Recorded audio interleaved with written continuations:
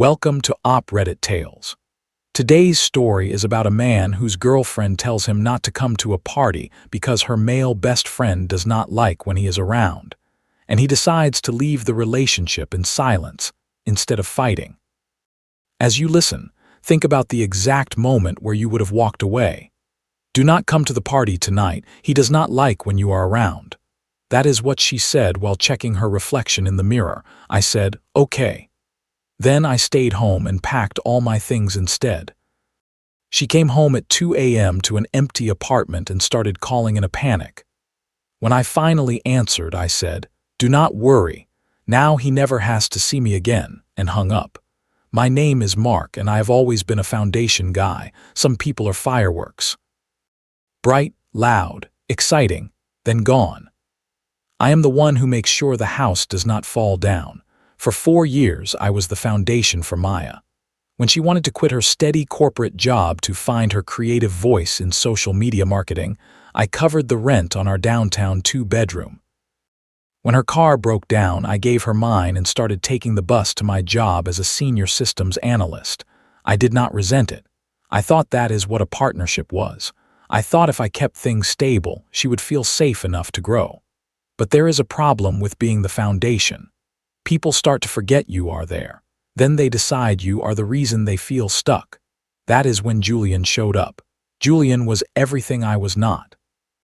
He was a lifestyle photographer, which in his case meant unemployed with a nice camera and a trust fund. He was spontaneous.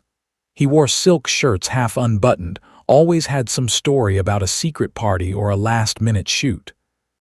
Maya met him through a friend, and within weeks he was her male best friend. At first, I tried to be the reasonable boyfriend. I invited him to dinner. I asked him about his work, but Julian had this sharpened way of talking that made me feel like a guest in my own home. One Tuesday night, after 10 hours of dealing with server migrations, I came home and found them in the kitchen drinking a bottle of wine I had been saving for our anniversary. "Oh, Mark, you are home," Maya said, not looking up from her phone. "Julian was just telling me about this underground gallery opening. We are thinking of going." "On a Tuesday?" I asked, dropping my briefcase. "Do you not have that client meeting tomorrow morning, Maya?" Julian let out a light laugh and swirled the wine in my glass. "See, that is the thing, Mark," he said. "You are always thinking about the meeting or the schedule. Maya is an artist. Artists need to follow the energy. You cannot put a deadline on inspiration." Maya looked at him like he had quoted a holy text. "He is right, Mark," she said.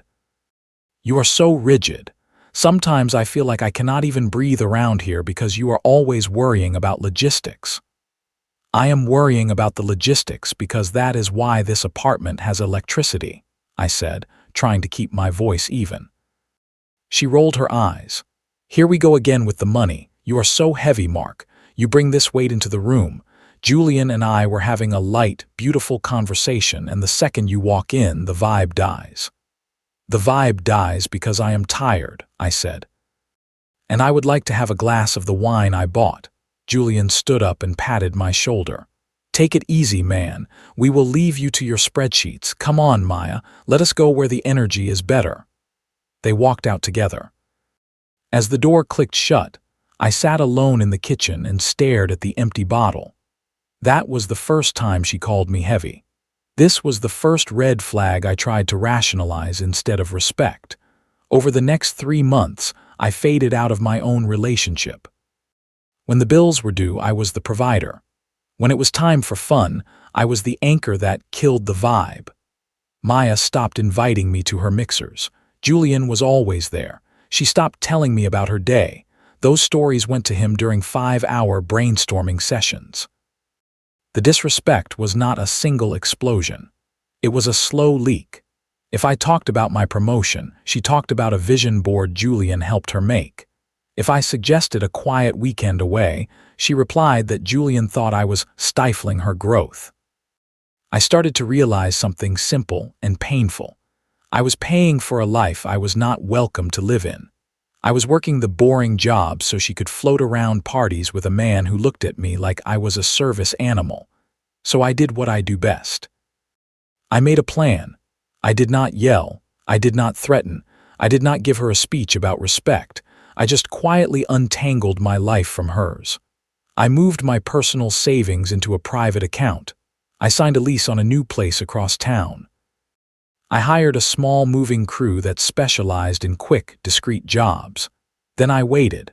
Sometimes, when people have been pushing you for months, it is safer to let them push one step too far and then step out of the way. That final push came on the night of the Black and Gold Gala. It was the launch of a new creative collective Julian had been consulting for. Maya had obsessed over it for weeks. She bought a $300 silk slip dress and heels that cost more than my monthly car payment, all on our joint credit card. I walked into the bedroom and saw her in front of the full-length mirror, adjusting her dress. She looked amazing, but when she saw me in the reflection, her face tightened. "What are you doing, Mark?" she asked. "Getting ready," I said, taking my suit out. "The gala starts at 8, right?" She stopped and sighed. "Mark, about tonight," she said. "I think it is better if you stay home." My hand froze on the zipper. "Excuse me," I said. "Do not come to the party tonight," she said, turning back to the mirror, putting on dark red lipstick. "It is a very specific crowd. Creative directors, influencers, people in the flow. Julian and I talked about it, and he does not like when you are around." The room suddenly felt smaller. "Julian does not like when I am around," I repeated. "At a public event where you are going as my partner." "Do not get all technical on me, Mark," she said. "You are already making it an argument. Julian says that when you are there, I am constantly worried if you are bored. You make the energy heavy. He says he cannot be his true creative self when he feels your corporate judgment." "My corporate judgment," I said. "You mean the judgment that pays for that dress? The judgment that has been funding Julian's drinks for 3 months because he has not paid for anything." She slammed the lipstick down. "Is that all you have? Money? This is why he does not want you there. You are a buzzkill, Mark. You are a safety net that started to feel like a cage. Tonight is about my career. Honestly, you are not part of that flow." I looked at her. Really looked. The woman wearing my hard work was telling me I was a cage because a trust fund photographer thought my presence was inconvenient. Many people would beg, bargain, or scream here. But by then, I already had keys to a new apartment in my pocket. "Okay," I said. She blinked. "Wait, what?" "I said okay," I repeated. "I will not come." She looked almost annoyed that I did not argue. "Good," she said. "It is for the best. Order a pizza or something. Do whatever stable guys do. I will be home late." "I am sure you will," I said. She grabbed her clutch and left. The second the door closed, the waiting was over. I did not order pizza. I picked up my phone and sent a single word to a number I had saved a week earlier. "Go." 10 minutes later, a white van pulled up to the loading zone. 2 movers met me at the service elevator. "Everything with a blue sticker stays," I told them. "Everything else goes. I want this place to look like I was never here." They started working. As they took apart my desk and packed my books, I walked through the apartment one last time. It felt like walking through a museum of a life I had already outgrown.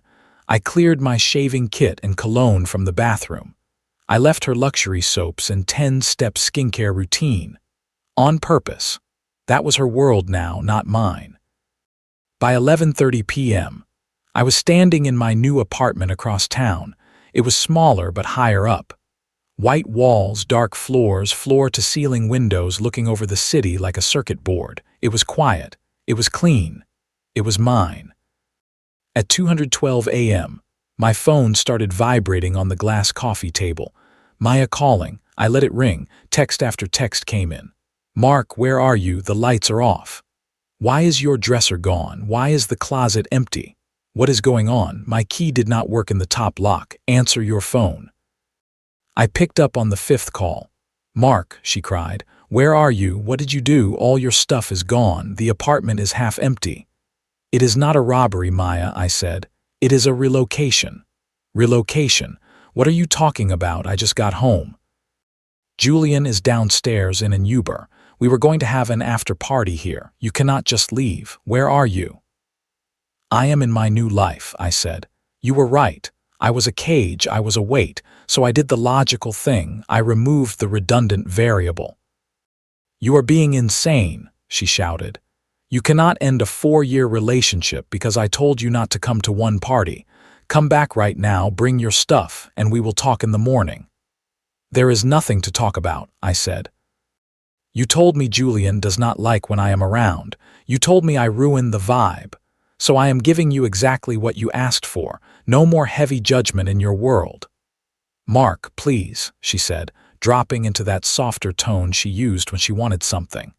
Julian is right here. He thinks this is hilarious, but I am actually scared. I do not have rent for next month without you. You know that. I looked out at the city lights. I did not feel guilt. I felt clarity. Tell Julian to find his creative flow and use it to pay the landlord, I said. Since he is the one who does not like me being around, I decided to make it permanent. You are a monster, she snapped. You are doing this to punish me. No, Maya, I said. I am doing this to protect me. Do not worry, now he never has to see me again. I hung up and blocked her. This is where many people would cave when the panic starts. But once you walk out of the cage, going back in only closes the door behind you. The first month of my new life was quiet. No long arguments, no sighs about being heavy. Just silence and my own thoughts. Her life, on the other hand, got loud. Our rent had been $4,000 a month. Her creative consulting brought in about $1,500 on a good month. Julian, as I suspected, had the financial footprint of a ghost. 2 weeks later, the first wave hit. Her mother, Linda, called me. Mark, what on earth have you done? She snapped. Meyer is in a complete state. She got a notice to quit from the landlord. She says you closed the account. I did not close her account, I said. I closed mine. Meyer is an adult. She wanted freedom. She has it. This is petty and beneath you, Linda said. You were the provider. You have a moral duty to make sure she is not on the street. You need to go there, pay the arrears, and talk like a man. Linda, let me be clear, I said. I do not have obligations to a woman who called me a cage while wearing clothes I paid for. If she is worried about rent, tell her to ask Julian. I hear his creative flow is powerful. I hung up. A few days later, I heard from Sarah, a mutual friend. It is bad, Mark, she said. Julian is gone. The second the notice to vacate hit the door, he suddenly had a calling to do a shoot in Chalum. He left her with the utility bills and a dry cleaning tab. She is selling her bags just to buy groceries. I feel the peace of my own home, I said.